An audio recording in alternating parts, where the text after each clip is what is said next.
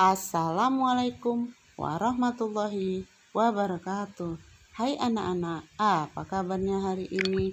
Semoga kalian sehat semua ya, dan tetap semangat dalam belajar. Hari ini kita akan belajar tema 1, indahnya kebersamaan, subtema 2, kebersamaan dalam keberagaman. Pembelajaran 1. Sebelumnya kamu sudah banyak belajar tentang indahnya keberagaman budaya Indonesia.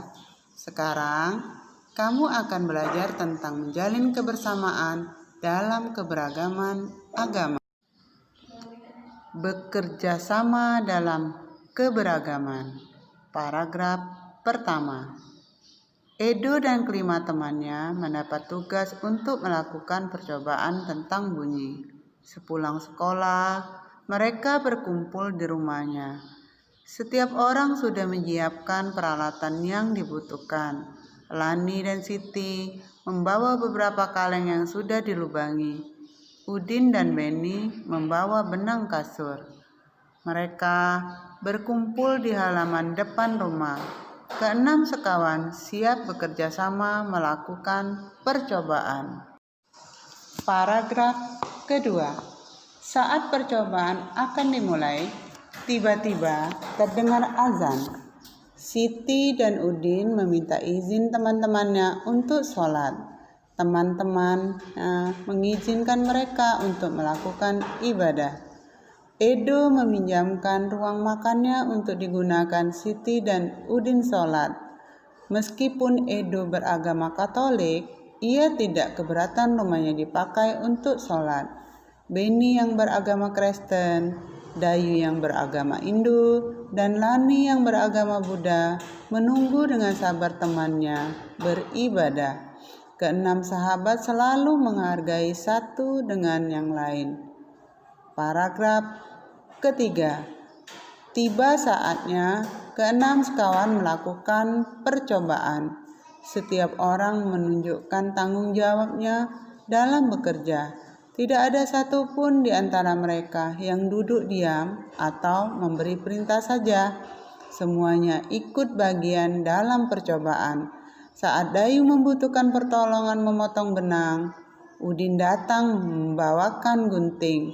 Saat Edo kesulitan menalikan benang di kaleng, Siti ikut membantu. Keenam sahabat bekerja sama dengan semangat.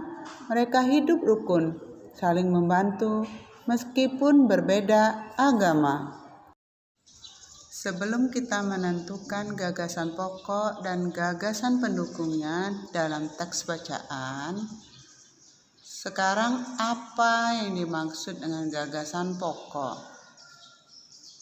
Ya, gagasan pokok adalah gagasan yang menjadi pokok utama dalam mengembangkan paragraf suatu bacaan atau inti bahasan dari suatu paragraf. Gagasan pokok berupa kalimat utama yang dapat ditemukan di awal paragraf atau paragraf deduktif, pada akhir paragraf, paragraf induktif, atau pada awal dan akhir paragraf campuran. Sekarang gagasan pendukung. Apa itu gagasan pendukung? Gagasan pendukung adalah uraian atau tambahan informasi yang mendukung gagasan pokok. Gagasan pendukung berupa kalimat-kalimat penjelas yang memberi tambahan untuk gagasan utama. Setelah kalian mengerti apa itu gagasan pokok dan gagasan pendukung, sekarang kalian tentukan gagasan pokok dan gagasan pendukungnya dalam bacaan tadi. Selamat mengerjakan. Ini terdapat gambar indera pendengaran, yaitu telinga. Ada daun telinga, saluran telinga, gendang telinga, tulang-tulang pendengaran, saluran gelung, serambi, saraf serambi, saraf rumah siput atau koklea, pembuluh eustasius. Setelah kita melihat gambar bagian-bagian telinga, nah sekarang bagaimana telinga merasakan getaran? Ya, semua bunyi membuat udara bergetar. Getaran bunyi mengenai gendang telinga yang berupa selembar kulit tipis. Saat itulah gendang telingamu juga mulai bergetar. Getaran dari gendang telingamu menjadi lebih besar di telinga tengahmu dan diubah menjadi pesan-pesan listrik di telinga dalammu. Belajar dari cerita. Pak Burhan selalu memulai kegiatan di kelas dengan berbagi cerita.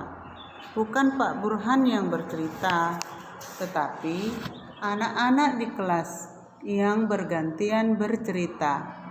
Berbagi cerita selalu dinantikan oleh anak-anak. Semua ingin memperoleh kesempatan bercerita. Pagi ini, Pak Burhan mengajak anak-anak berbagi cerita seputar Hari Raya.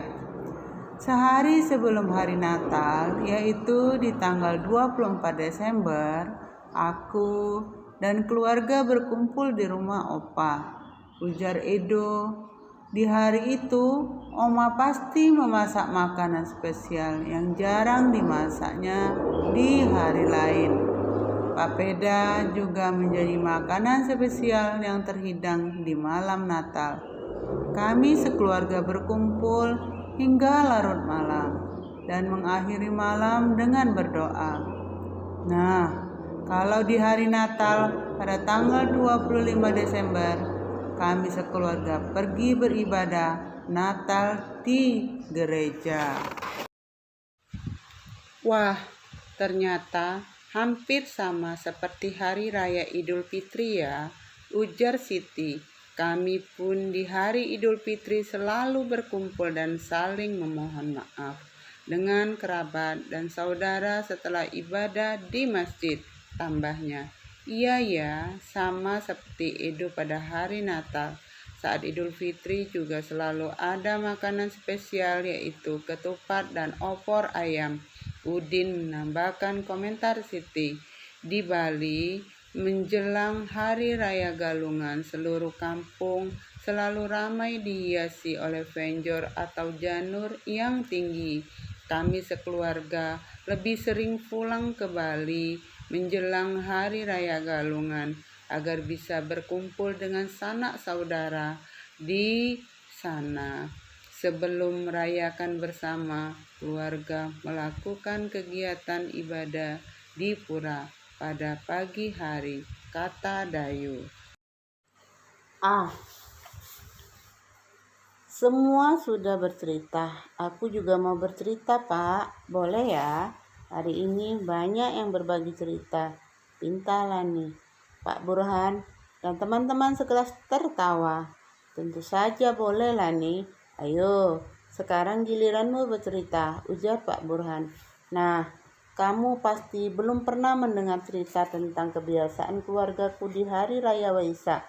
Sebenarnya sih tidak banyak berbeda. Ibu dan nenekku biasanya juga membuat masakan spesial menjelang Hari Raya Waisak. Saat ini nenekku yang paling tua, jadi semua keluarga akan datang ke rumahku untuk berkumpul pada hari Waisak. Selain menyediakan makan untuk keluarga, pada hari tersebut biasanya kami pun berbuat kebaikan bagi orang lain yang membutuhkan. Wihara rumah ibadah kami pun dipenuhi cahaya lilin dari umat yang hadir untuk menjalankan ritual ibadah di sana. Rani mengakhiri ceritanya. Berbagi cerita memang selalu menyenangkan. Kita bisa belajar dari banyak cerita, juga belajar dari teman yang berbeda, ujar Pak Burhan menutup kegiatan pagi ini. Berdasarkan cerita di atas, kalian menjawab pertanyaan berikut. Pertama, apakah perbedaan yang dimiliki oleh 6 sekawan menghalangi mereka untuk berteman dan bekerja sama? Jelaskan. Kedua, Bagaimana sikapmu jika kamu bermain dengan teman yang berbeda agama? Ketiga, ceritakan pengalamanmu memiliki teman yang berbeda agama. Perbedaan apa yang kamu ketahui?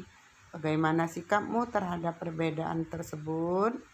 Nah, silakan dikerjakan di buku LKS halaman 23. Nah, sampai di sini pembelajaran kita pada hari ini. Jangan lupa tetap di rumah, cuci tangan pakai masker, dan jaga jarak.